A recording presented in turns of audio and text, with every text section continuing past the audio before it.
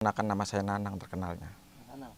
Iya. Mas Nanang melihat kasus pembunuhan Vina dan juga Eki ini, kan salah satu pelakunya ada yang dikatakan kuli bangunan ya. Iya. Hal tersebut gimana nih Mas? Sebenarnya sih agak aneh juga sih karena kita kan pernah menjadi profesi sebagai mandor bangunan gitu ya. Itu aja sih Pak sebenarnya. Agak aneh itu aja. Kemudian menurut Mas Firi sebenarnya melihat kasusnya itu seorang bangunan terus menyuruh beberapa orang untuk membunuh orang itu gimana sih Mas? Sebenarnya sih ya agak aneh juga Pak. Yang namanya kuli bangunan buat makan aja kayaknya sih udah kepikiran lah, udah tahu lah susahnya gitu. Bagi saya menjadi mandor itu kan udah tahu tuh kuli bangunan apalagi sekelas kenek gitu dengan gaji sekarang aja standarnya udah 100.000. Misalkan tukang aja 150. Apalagi kepikiran untuk membunuh orang kayaknya sih. Apalagi di sini kayak seperti Peggy, saya dengar-dengar tulang punggung keluarga gitu, Pak. Mas Peggy kan sekarang setelah ditetapkan sebagai tersangka banyak yang membela ya Mas, karena memang penetapan tersangka ini nggak masuk akal. Nah menurut Mas Firi gimana nih Mas? Iya, saya sih sebenarnya masalah nggak masuk akal itu sebenarnya sih mungkin ada pro dan kontranya ya. Tapi di pikiran saya itu nggak masuk logika gitu Pak. Apalagi terkenalnya kalau di dunia ini apa namanya TV atau berita-berita kan terkenalnya itu sebagai geng gitu Pak. Geng motor. Saya sebagai mandor bangunan itu tidak mungkin diketuain sebagai seorang kuli bangunan gitu. Pemikiran saya itu aja Pak. Sebagai yang seorang pernah di dunia bangunan nih Mas, Iya.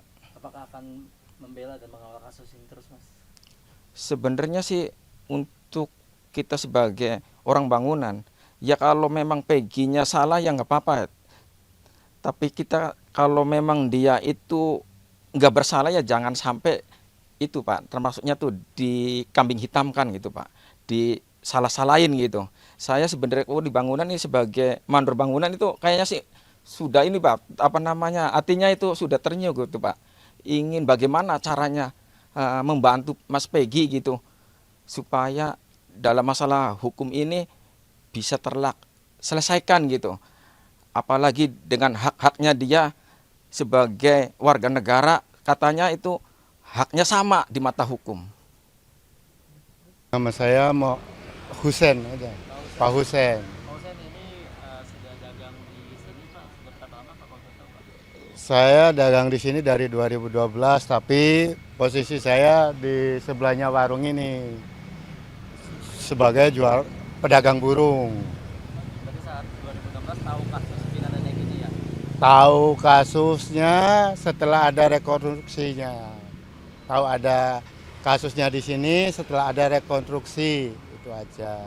Oke Pak, kan kabarnya para pelaku ini orang sini juga ya, orang dekat sini ya. Nah Bapak tahu gak sih ini pelaku ini gimana sih karakternya atau yang Bapak tahu aja? Mungkin boleh. Kalau pelakunya sebetulnya bukan orang sini.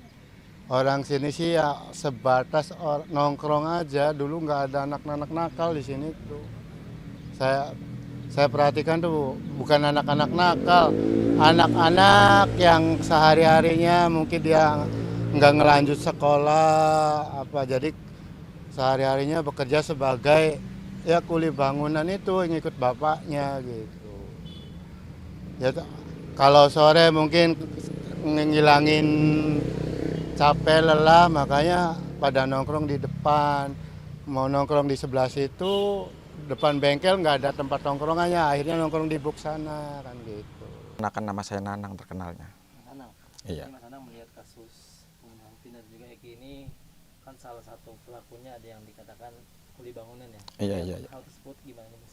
Sebenarnya sih agak aneh juga sih karena kita kan pernah menjadi profesi sebagai mandor bangunan gitu ya. Itu aja sih Pak sebenarnya. Agak aneh itu aja.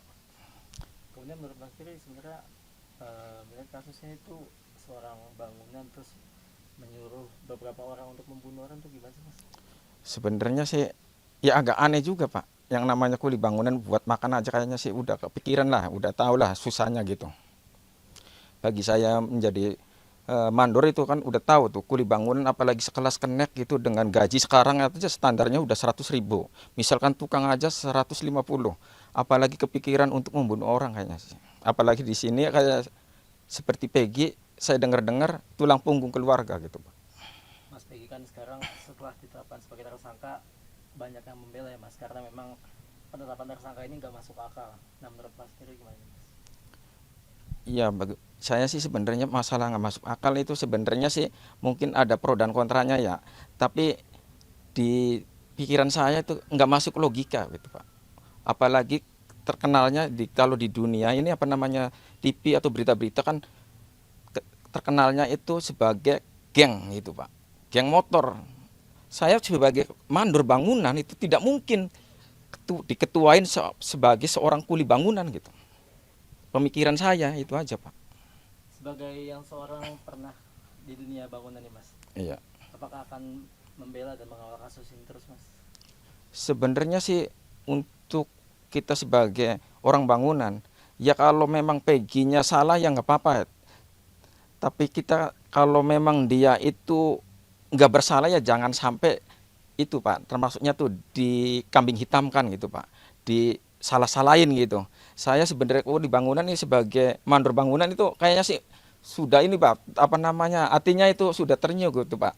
Ingin bagaimana caranya membantu Mas Peggy gitu supaya dalam masalah hukum ini bisa selesaikan gitu.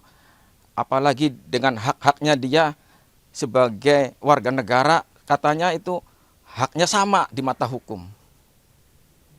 Nama saya mau Husen aja, Pak Husen. Pak Hussein ini sudah dagang di sini Pak, sudah berapa lama Pak kalau boleh tahu Pak? Saya dagang di sini dari 2012, tapi posisi saya di sebelahnya warung ini sebagai jual pedagang burung. Berarti saat 2016 tahu kasus pindahannya gini ya? Tahu kasusnya setelah ada rekonstruksinya.